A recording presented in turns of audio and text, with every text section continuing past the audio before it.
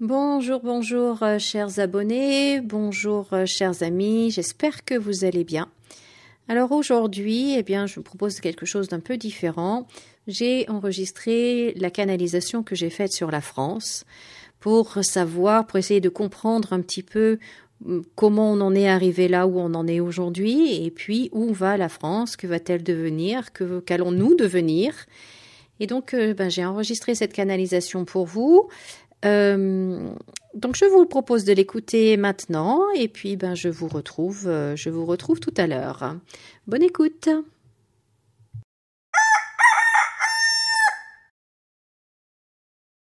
Alors, quand je demande pourquoi est-ce que la France en est dans un tel état catastrophique, la première chose tout de suite ils me disent mais catastrophique, mais de quoi tu parles? Pourquoi est-ce que tu dis que la France est dans un état catastrophique?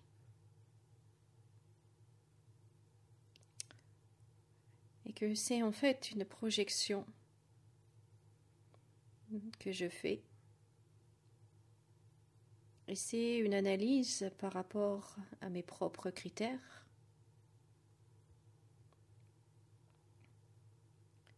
Et que c'est nullement la vérité.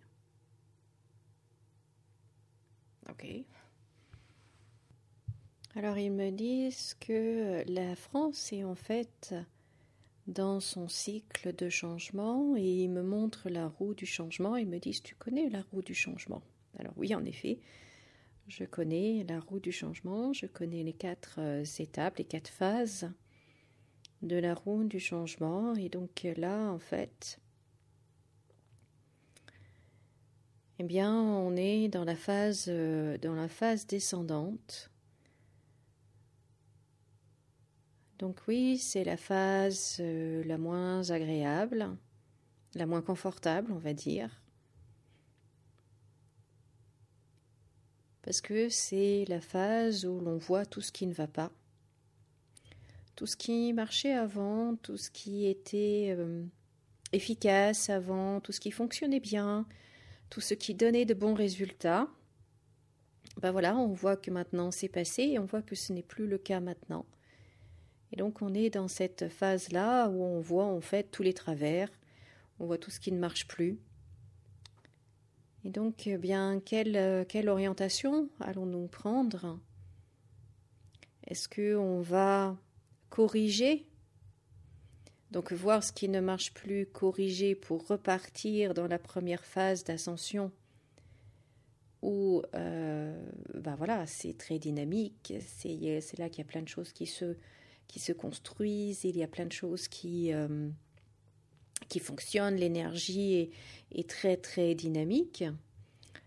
Ou alors est-ce qu'on va choisir donc au lieu de faire la petite transition, donc de couper à travers champs si vous voulez, ou alors est-ce qu'on va plutôt choisir de faire la grande transition, c'est-à-dire de descendre bien bas, d'aller dans cette phase d'introspection profonde, et puis ensuite, à partir de cette phase d'introspection que j'appelle la phase camomille, ça c'est moi qui l'appelle la phase camomille, où en fait c'est la phase où on doit prendre soin de soi, où on doit, oser regarder en face nos parties obscures, mais avec beaucoup de bienveillance, avec beaucoup de compassion, avec beaucoup d'amour.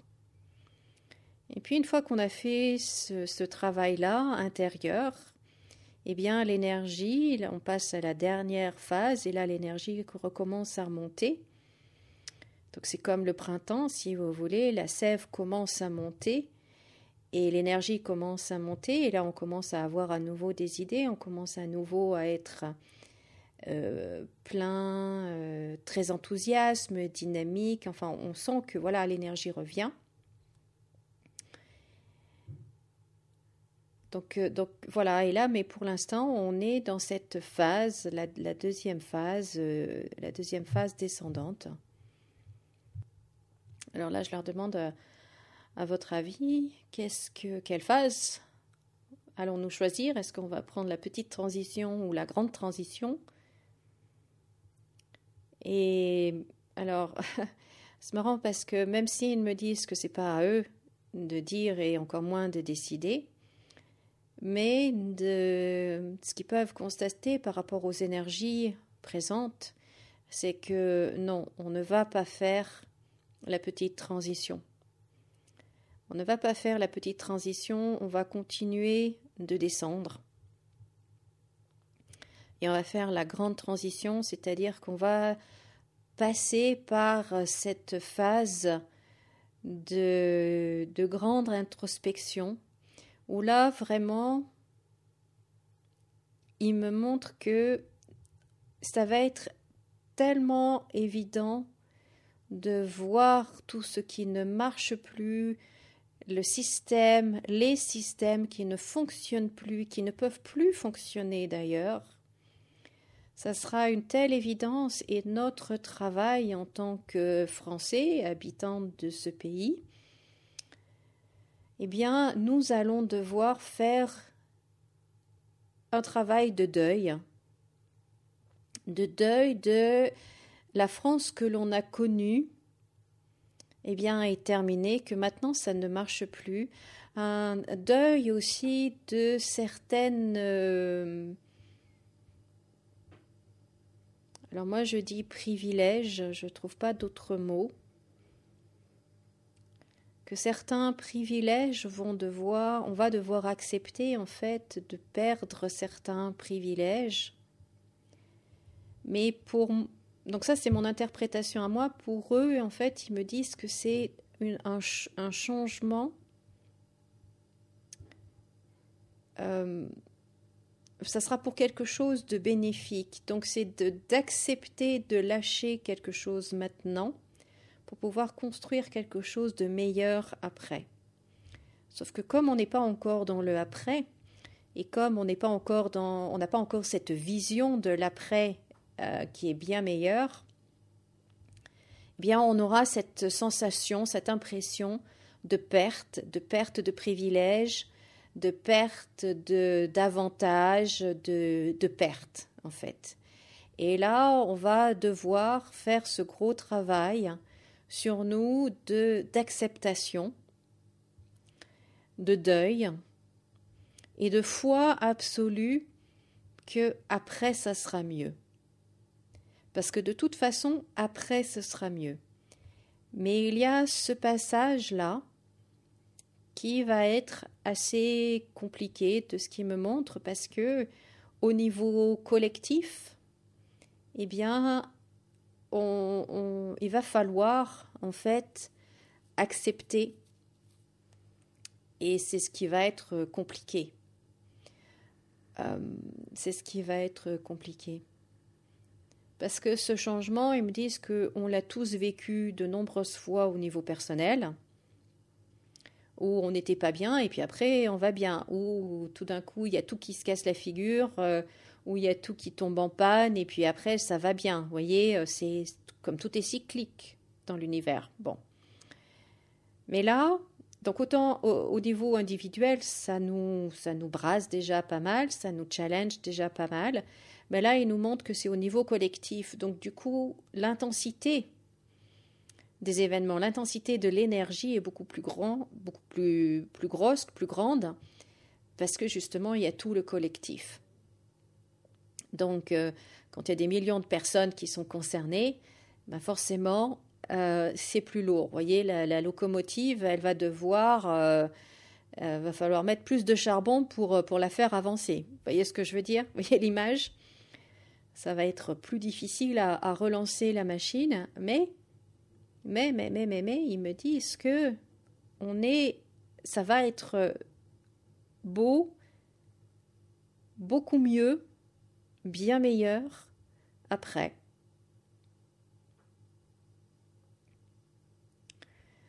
Donc là, on est parti pour quelques décennies, hein, cette phase-là. Qu'on continue de descendre déjà avant d'entamer donc là on est dans la deuxième, avant d'entamer la troisième phase, donc la phase ce que moi j'appelle la phase camomille. Là, ça va prendre plusieurs décennies au niveau collectif. Donc ça, il semblerait que ce soit sur cette voie-là que la France s'engage par rapport aux énergies d'aujourd'hui. Mais ils me disent que on peut changer ça, on peut, si vous voulez, faire la petite transition. Mais là, ils me disent que ça nous demandera énormément d'efforts. Et surtout, une grande vision. Une grande vision, et il semblerait en fait, ce qui me montre, c'est que nous n'avons pas les politiques, nous n'avons pas la personne politique, le leader, qui a cette grande vision et qui peut nous y emmener. Qui a cette grande vision et cette grande énergie pour pouvoir nous y emmener. Si vous voulez, on n'a pas cette locomotive ultra puissante dans notre paysage politique maintenant. Donc c'est pour ça qu'ils me disent à leur avis, enfin c'est comme ça que je l'interprète, nous n'allons pas faire la petite transition, on part pour le grand tour. Le grand tour est donc cette phase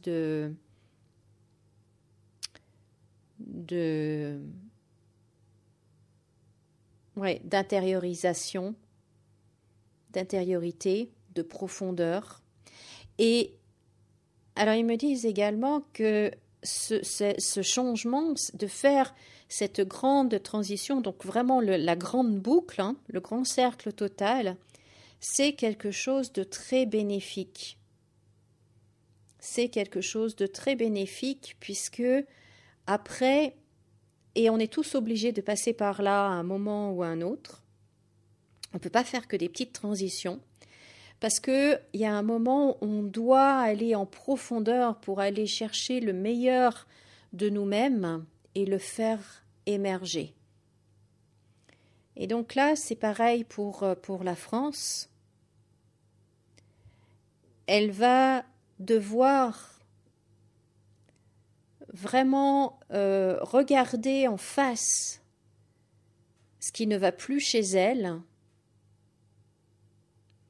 mais vraiment de façon totalement consciente, délibérée, genre droit dans les yeux. On regarde, on est mis en face de la situation et on ouvre les yeux pleinement et on regarde et on voit ce qui ne va pas. Et de comprendre que ça ne va plus et qu'est-ce qui peut être fait pour justement changer ça et après passer dans l'autre phase et reconstruire quelque chose de plus solide, de plus sain, etc. Donc là, vous voyez, c'est totalement sain en fait, même si ça sera une période douloureuse, il faut bien le dire clairement, c'est quelque chose de sain pour notre pays, pour ce cycle-là, pour ce cycle de changement. Je ne sais pas si vous me suivez, si c'est très clair pour vous. Pour moi, dans ma tête, c'est extrêmement clair. J'espère que vous comprenez ce que j'essaye de vous traduire. Mais voilà. Mais en tout cas, on est encore dans la phase 2 où on voit tout ce qui ne va pas. Alors on me dit aussi que on voit tout ce qui ne va pas. Ça veut dire aussi qu'il va y avoir beaucoup de révélations. Déjà, il me disait que l'année 2024, c'était l'année des révélations, où on apprenait donc les scandales, des affaires horribles qui ressortent, et Dieu sait qu'on en a appris cette année. Et tant mieux, tant mieux. Là aussi, ils me disent que c'est une bonne chose parce que c'est quelque chose, tout ce qui est mauvais doit être, ne doit plus être caché, au contraire, doit être découvert, mis sous les feux des projecteurs pour que ça s'arrête, pour qu'on puisse justement changer et construire après quelque chose sur des bases nouvelles et saines. Donc autant 2024 a été l'année des révélations, 2025 va continuer, mais ça va être encore plus intense et également plus horrible en 2025. Mais il y aura aussi une autre dimension, c'est-à-dire que là, les personnes concernées ne pourront plus s'échapper, parce qu'il n'y aura nulle part où se cacher. Ce sera plus possible de se cacher en 2025. Vous voyez? Donc, on va en voir, on va en apprendre, on va être scandalisé, on va être blessé, on va être choqué. Mais tout ça, au final, c'est bon pour construire quelque chose sur d'autres bases et des bases saines. Je demande également par rapport à nos hommes politiques, est-ce que le grand coup de balai c'est pour bientôt? Et ils me disent non. Non, pas encore. On est encore dans la phase 2 du cycle de changement. Donc là, on voit tout ce qui ne va pas. D'accord? La phase 3, il va falloir balancer. C'est là que se passera le grand coup de balai. Donc c'est pas pour tout de suite. C'est pas pour tout de suite. Ils me disent que les hommes politiques qu'on a choisis là et qu'on continue de choisir sont en fait pris dans cet ancien schéma et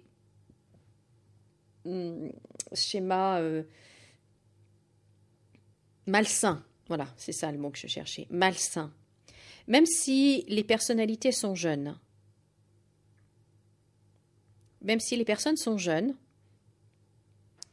elles sont quand même prises dans un vieux schéma.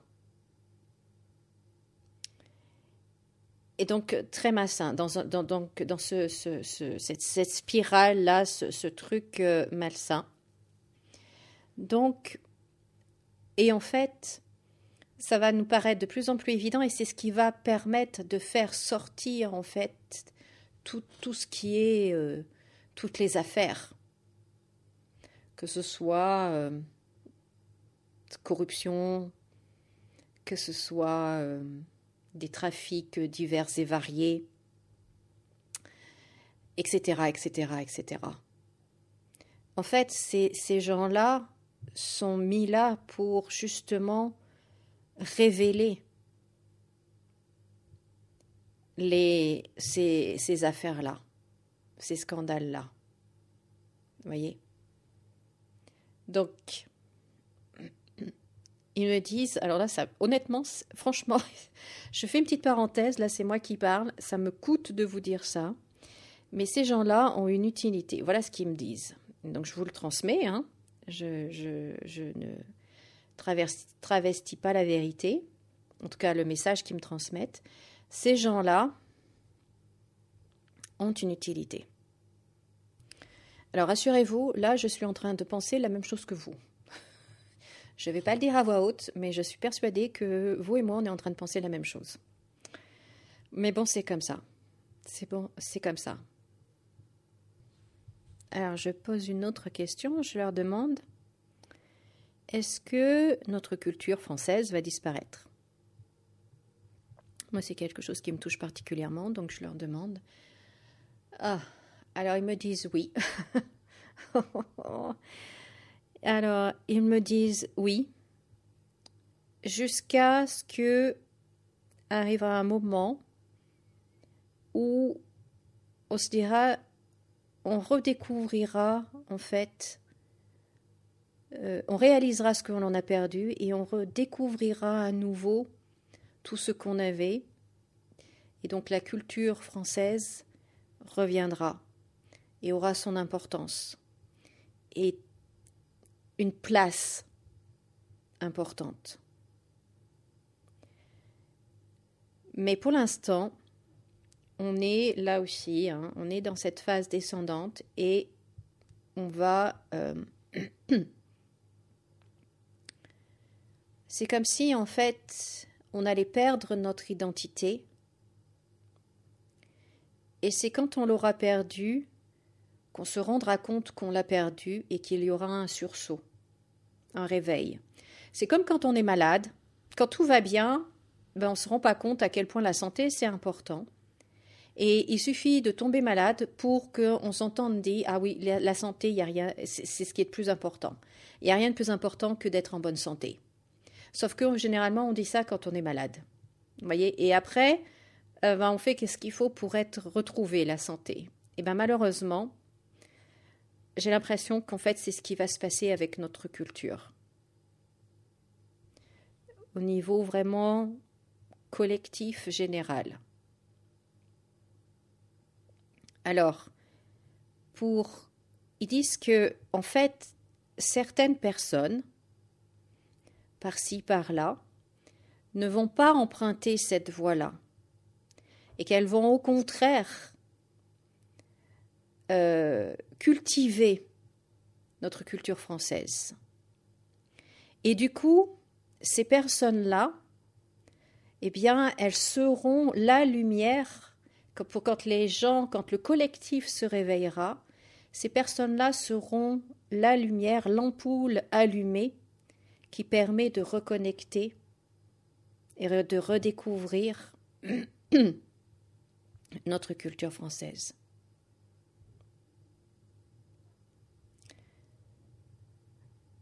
Donc vous qui m'écoutez, peut-être que vous pourriez choisir, si ça vous intéresse, d'être cette lumière-là et de continuer de vous imprégner, de développer, d'entretenir, de cultiver cette culture française. Aussi bien, après c'est selon vos intérêts, selon vos goûts. Ça peut être aussi bien la cuisine, que ça peut être la langue française, que ça peut être la littérature, ça peut être le théâtre, ça peut être la musique, ça peut être l'architecture, je ne sais pas votre domaine. Mais voilà, peut-être que si ça parle à votre cœur, eh bien peut-être pourriez-vous être cette lumière et continuer d'entretenir cette culture française pour, le moment venu, éclairer les autres sur le chemin de la redécouverte de notre culture française. Alors maintenant, je leur demande, si vous voulez, quels conseils peuvent-ils nous donner pour vivre au mieux cette période qui s'annonce malgré tout délicate. Alors ils me disent déjà de prendre soin de nous au niveau individuel, de vraiment prendre soin de nous, mais à tous les niveaux, c'est-à-dire au niveau physique par rapport à ce que l'on mange, ce que l'on boit, le fait de bouger bien évidemment, le sommeil. Donc tout ça, ce sont des choses déjà que j'ai abordées plusieurs fois dans des épisodes, dans des podcasts, etc., etc. Mais donc il me rappelle ça, donc de prendre soin de nous physiquement, de prendre soin de nous émotionnellement. C'est très important puisque en effet, ça va être une période compliquée. Donc de prendre soin de nous émotionnellement, de trouver en fait la méthode, le moyen qui nous convient le mieux pour gérer nos émotions, parce que c'est tout à fait normal d'avoir des émotions. L'important, c'est de ne pas être submergé par les émotions. Donc d'apprendre à gérer nos émotions, c'est-à-dire que c'est tout à fait humain et normal d'avoir de la colère, Sauf que la colère doit être ressentie, exprimée peut-être d'une certaine façon, de façon correcte, on va dire, je ne sais pas quel mot choisir, et ensuite s'en libérer et de ne pas rester bloqué dans l'émotion, dans la colère par exemple. Et du coup, c'est la colère qui nous domine, hein, c'est la colère qui nous dicte notre conduite, mais apprendre à la gérer. Même chose, j'ai pris l'exemple de la colère, mais c'est la même chose pour toutes les émotions. Donc d'apprendre à gérer nos émotions, à les exprimer de façon saine.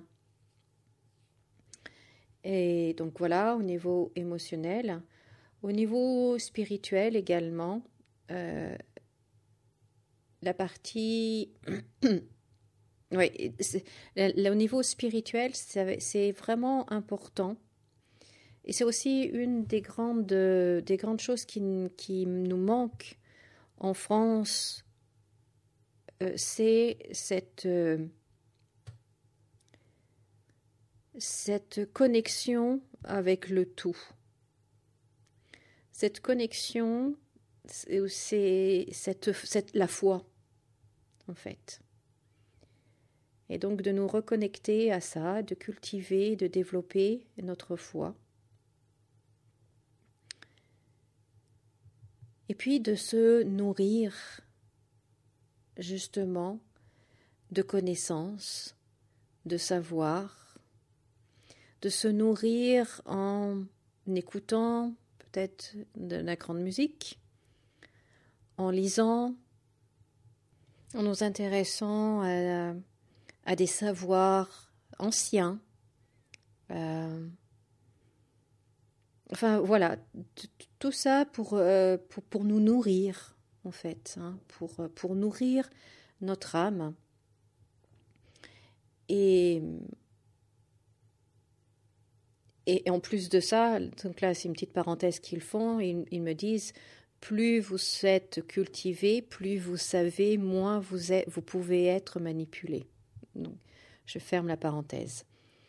Donc, de nous remplir de belles choses, de nous remplir d'énergie forte que peut nous apporter la musique, l'art, la littérature, l'étude.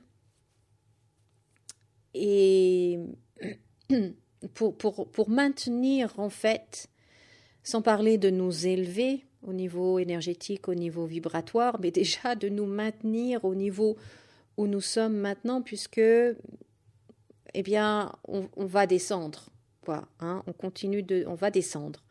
Donc, pour ne pas descendre avec le reste, pour ne pas, voilà, suivre l'avalanche, pour ne pas être emporté par l'avalanche, voilà, c'est plutôt ça, pour ne pas être emporté par l'avalanche, eh bien, de se nourrir et de se recharger de ces énergies très fortes et positives.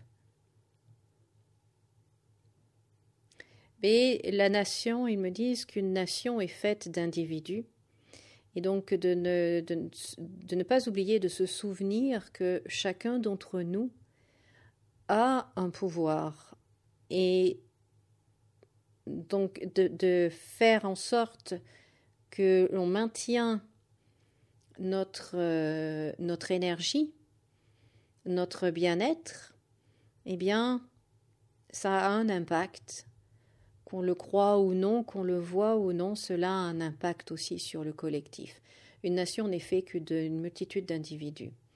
Donc chacun d'entre nous a un pouvoir, un potentiel important.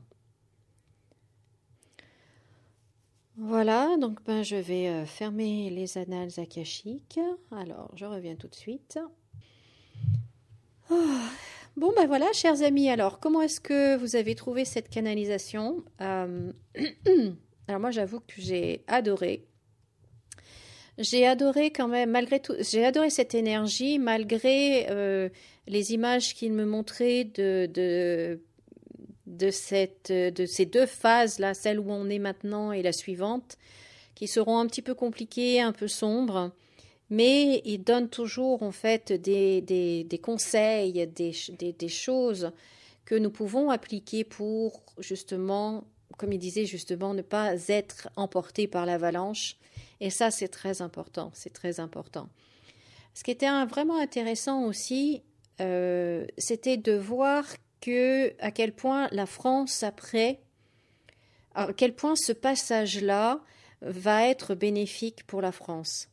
Je ne sais pas si j'ai réussi à transmettre en fait ce que je voyais, ce qu'il me montrait, ce qu'il me disait, ce que je ressentais, mais c'est vraiment un passage, même s'il est compliqué, va aboutir à quelque chose de très positif et de très beau.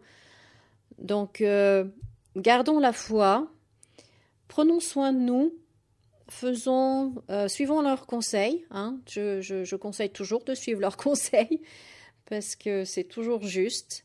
Et parce que, bon, on va traverser quelque chose de compliqué, mais à la fin, mais après, ça sera vraiment...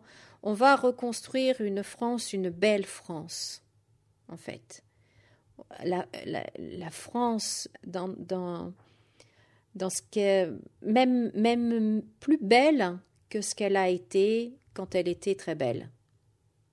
Vous voyez, ça va être... il y aura une renaissance très très belle de la France. Et pour ça, je suis contente. Ça, je suis heureuse. Je suis heureuse. J'espère que je le verrai. J'espère que je le verrai. Voilà, chers amis, ce que je voulais partager avec vous. Ben, écoutez, je vous remercie beaucoup de m'avoir écouté. Merci de laisser un pouce en l'air. Merci de vous abonner à ma chaîne si ce n'est pas déjà fait. Et puis, je vous dis à très bientôt. Comme d'habitude, prenez soin de vous, rayonnez, souriez, rayonnez. Et puis, à bientôt. Au revoir.